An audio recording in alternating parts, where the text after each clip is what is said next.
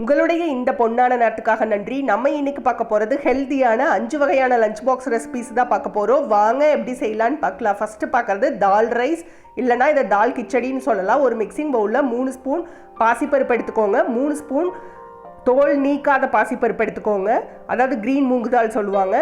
4 spoon துவரம் பருப்பு, 3 spoon கடலைப்பருப்பு. இது எல்லாத்தையும் நல்லா அலசி எடுத்துக்கலாம். அடுத்து இதெல்லாமே சேர்த்து 1 கப் வரும் பருப்போட அளவு. 2 கப் அரிசியை அரை மணி நேரம் ஊற வச்சுக்கலாம். அடுத்து ஒரு குக்கரில் கொஞ்சமாக எண்ணெய், நெய் சேர்த்துக்கலாம் 1 ஸ்பூன்.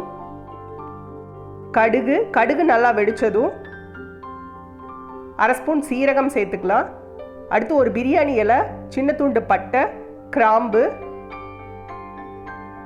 பெரிய வெங்காயம், கருவேப்பிலை, பச்சை மிளகாய் சேர்த்துக்கலாம்.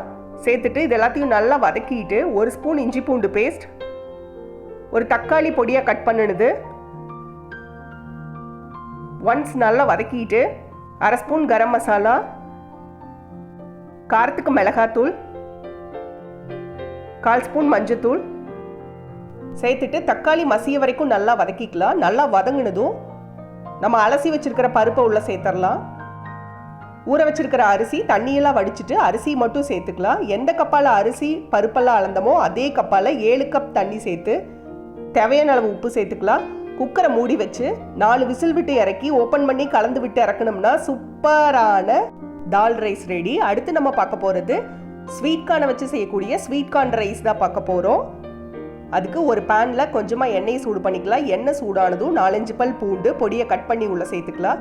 கலர் சேஞ்ச் ஆக வரைக்கும் நல்லா வதக்கிக்கலாம். பொடியாக கட் பண்ண பெரிய வெங்காயம், பச்சை மிளகாய், தக்காளி சேர்த்து மசிய வதக்கிக்கலாம். நல்லா வதங்கினதும் 1 கப் ஸ்வீட் கார்ன் அப்படியே பச்சையாகவே சேர்த்துக்கலாம். வேக வைக்கணும்னு இல்லை. தேவையான அளவு உப்பு சேர்த்து ஒன்ஸ் கலந்துட்டு மூடி வச்சு மீடியம் ஃப்ளேமில் வேக வைக்கலாம். அப்பப்போ ஓப்பன் பண்ணி கலந்து விடலாம். பாதி வெந்ததும் 2 spoon soya sauce, 1 spoon tomato sauce சேர்த்து ஒரு 5 நிமிஷம் போல் நல்லா கலந்து விட்டுட்டே இருங்க.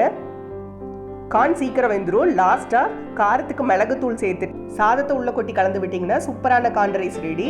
அடுத்து பார்க்குறது உருளைக்கிழங்கு சாதம். அதுக்கு ஒரு பேனில் கொஞ்சமாக எண்ணெயை சூடு பண்ணிக்கலாம். எண்ணெய் சூடானதும் கடுகு சேர்த்துக்கலாம். கடுகு நல்லா வெடிச்சதும் 4-5 பல் பூண்டு பொடியாக கட் பண்ணினது, ஒரு பெரிய வெங்காயம் பொடியாக கட் பண்ணினது, கருவேப்பிலை சேர்த்து நல்லா வதக்கிக்கலாம். நல்லா வதங்கினதும் 3 மீடியம் சைஸ் உருளைக்கிழங்கு தோல் சீவிட்டு இந்த மாதிரி பொடியாக கட் பண்ணி உள்ளே சேர்த்துக்கலாம். தேவையான அளவு உப்பு, அரை ஸ்பூன் மல்லித்தூள், அரை ஸ்பூன் கரம் மசாலா, 1/4 ஸ்பூன் மஞ்சத்தூள், காரத்துக்கு மிளகாத்தூள் சேர்த்து நல்லா கலந்து விட்டுறலாம். இப்போ மூடி வச்சு மீடியம் ஃப்ளேமில் வேக வைக்கலாம். அப்பப்போ ஓப்பன் பண்ணி கலந்து விடுங்க. தண்ணியெல்லாம் விட தேவையில்லை. நல்லா வெந்து வந்ததும் சாதத்துக்குள்ளே கொட்டி கலந்து விட்டிங்கன்னா சூப்பரான உருளைக்கிழங்கு சாதம் ரெடி. அடுத்து நம்ம பார்க்க போகிறது மாங்காய் சாதம். இதுக்கு நம்ம எந்த வெரைட்டி மாங்காய் வேணாலும் எடுத்துக்கலாம். மாங்காய் கழுவி எடுத்துட்டு இந்த மாதிரி நம்ம சாப்பிட்றதுக்கு கட் பண்ணுற மாதிரி கட் பண்ணி எடுத்து இதை துருவிக்கலாம். இந்த மாதிரி துருவி இப்போ இதை ஓரமாக வச்சுட்டு ஒரு பேனில் எண்ணெயை சூடு பண்ணிக்கலாம். எண்ணெய் நல்லா சூடானதும் கடுகு சேர்த்துக்கலாம். கடுகு நல்லா வெடிச்சதும் 1 ஸ்பூன் கடலைப்பருப்பு, அடுத்து ஒரு பெரிய வெங்காயம், கருவேப்பிலை, காஞ்ச மிளகாய் சேர்த்து நல்லா வதக்கிக்கலாம். நல்லா வதங்கினதும் துருவி வச்சிருக்கிற மாங்காயை உள்ள சேர்த்து ஒன்ஸ் நல்லா கலந்துடலாம். தேவையான அளவு உப்பு,